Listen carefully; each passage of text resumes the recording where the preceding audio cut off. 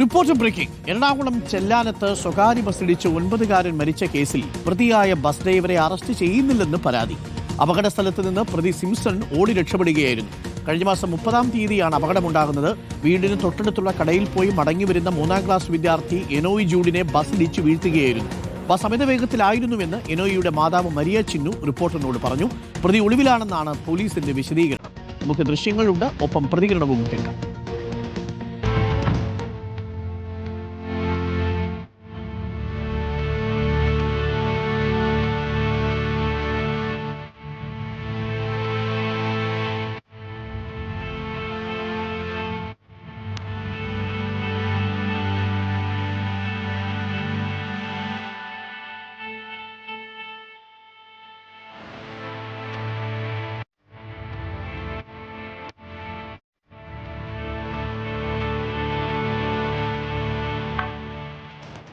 കൊച്ചി പോയെന്ന് സ്പോട്ടിൽ തന്നെ പോയെന്ന് അവന് മനസ്സിലായിട്ടുണ്ട്. അവൻ ആ ഗ്യാപ്പിൽ തന്നെ പോയി കളഞ്ഞു. അന്ന് രാത്രി വണ്ടി അവിടെ നിന്ന് മാറ്റിക്കളഞ്ഞു. സാധാരണ അങ്ങനെ ചെയ്യൂലല്ലോ സാർ. പിറ്റേ ദിവസം പോലീസുകാർ ഇവിടെ വന്ന് അമ്മച്ചിയുടെ മൊഴി എടുത്തുകൊണ്ട് പോയി. അമ്മച്ചിയുടെ കൂടെ ഉണ്ടായ ആളുടെയോ അങ്ങനെയുള്ള കാര്യങ്ങളൊന്നും അവർ ചെയ്തിട്ടില്ല. കഴിഞ്ഞ വെള്ളിയാഴ്ച തൊട്ട് ഇന്നേക്ക് കൊച്ചു മരിച്ചിട്ട് 8 ദിവസമായി. നമ്മളോട് ഇന്ന് പിടിക്കും എന്ന് പറയണല്ലാണ്ട് കൊച്ചിൻ്റെ കാര്യത്തിൽ ഇവരൊന്നും ചെയ്യണമൊന്നുമില്ല. എല്ലാരും പറഞ്ഞ് സമാധാനമായിട്ടിരിക്കും, കൊച്ചു സ്വർഗത്തിലാണെന്നൊക്കെ പറഞ്ഞു. പക്ഷെ അവന്റെ ഭാഗത്തൊരു തെറ്റുണ്ടെങ്കിൽ ഞാൻ അങ്ങനെ പറഞ്ഞ് ആശ്വസിക്കാം.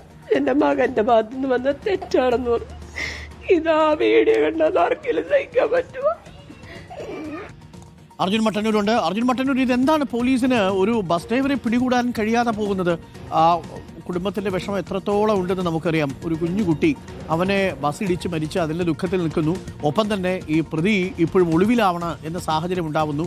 എന്താണ് കുടുംബം പറയുന്നത്? ഒരു വീഴ്ച വന്നിട്ടുണ്ടോ പോലീസിന്, അർജുൻ? ഡോക്ടർ അനിൽകുമാർ, അങ്ങനെ ഒരു പരാതിയാണ് ഈ കുടുംബം ഉന്നയിക്കുന്നത്. ഇക്കഴിഞ്ഞ 30-ാം തീയതി രാത്രി ഏതാണ്ട് 8 മണിയോട് കൂടിയാണ് ഈ സംഭവം ഉണ്ടാകുന്നത്. എറണാകുളം നഗരത്തിൽ നിന്ന് ചെല്ലാനം ഭാഗത്തേക്ക് പോയ ശ്രീനന്ദ എന്ന് പറയുന്ന ബസ്സാണ് ചെല്ലാനത്ത് വെച്ച് ഒരു 9 വയസ്സ് മാത്രം പ്രായമുള്ള 3-ാം ക്ലാസ്സിൽ പഠിക്കുന്ന എനോയ് ജൂഡ് എന്ന് പറയുന്ന കുഞ്ഞിനെ ഇടിച്ച് തെറിപ്പിക്കുന്നത്. അമിത വേഗതയിലായിരുന്നു ഈ വാഹനം വന്നത് എന്ന് ഈ കുടുംബം പറയുന്നുണ്ട്. അതായത് ഈ കുഞ്ഞ് വീട്ടിൽ നിന്ന് ഏതാണ്ട് 50 മീറ്റർ മാത്രം അകലെയുള്ള ഒരു കടയിൽ വെളിച്ചെണ്ണ വാങ്ങാൻ വേണ്ടി പോയതായിരുന്നു. ഗർഭിണിയായ അമ്മ വീട്ടിന്റെ മുന്നിൽ തന്നെ നിൽക്കുന്നുണ്ട്. റോഡരികിൽ ഈ കുഞ്ഞിന്റെ മുത്തശ്ശിയും കാത്തു നിൽക്കുന്നുണ്ട്. അവരുടെ മുന്നിൽ വെച്ചാണ് ഈ അപകടമുണ്ടായത്. ഈ അമ്മ ഈ ബസ്സിന്റെ വരവ് കാണുമ്പോൾ തന്നെ ഒന്ന് ആദ്യം പേടിക്കുന്നുണ്ട് എന്നാണ് അവർ പറയുന്നത്. അതായത് 10-ൽ താഴെ യാത്രക്കാർ മാത്രമാണ് ഉണ്ടായിരുന്നത്. മറ്റ് ബസ്സുകളൊന്നും തന്നെ ആ സമയത്ത് അവിടെ ഉണ്ടായിരുന്നില്ല. മാത്രവുമല്ല ആ ദിവസത്തെ അവസാനത്തെ സർവീസ് ആയിരുന്നു. അമിത വേഗതയിലാണ് വന്നത്. തുടർന്നൊരു വൈദ്യുതി പോസ്റ്റിൽ ഇടിക്കുന്നു, കുഞ്ഞിനെ ഇടിക്കുന്നു, അവിടെ നിന്ന് ഇടിച്ച് തെറിപ്പിക്കുന്നു. ആ മേഖലയിൽ മൊത്തം അപ്പോൾ തന്നെ വൈദ്യുതി വിച്ഛേദിക്കുകയും ചെയ്യുന്നുണ്ട്. പേടിച്ചലറിക്കൊണ്ട് ഈ അമ്മ പോകുമ്പോൾ കാണുന്നത് ഈ കുഞ്ഞ് മരിച്ച നിലയിൽ ആണ് ഈ കുഞ്ഞിനെ കാണുന്നത്. അവിടെ ഉണ്ടായിരുന്ന ഈ ബസ്സിന്റെ ഡ്രൈവറായ സിംസൺ എന്ന് പറയുന്ന ആൾ ഈ കുഞ്ഞ് മരിച്ചു എന്ന് കണ്ടതിന് തൊട്ടു പിന്നാലെ ബസ്സിൽ നിന്ന് ഇറങ്ങി അവിടെ നിന്ന് മുങ്ങുകയാണ് ചെയ്തത്. അതായത് ഈ കുഞ്ഞ് റോഡരികിലൂടെയാണ് വന്നത്. ഈ ബസ് വരുമ്പോൾ ആ കുഞ്ഞ് പരമാവധി മാറി നിൽക്കാനും രക്ഷപ്പെടാനും വേണ്ടി ശ്രമിക്കുന്നുണ്ട്. പക്ഷേ ഈ കുഞ്ഞിന്റെ ദേഹത്തേക്കാണ് ബസ്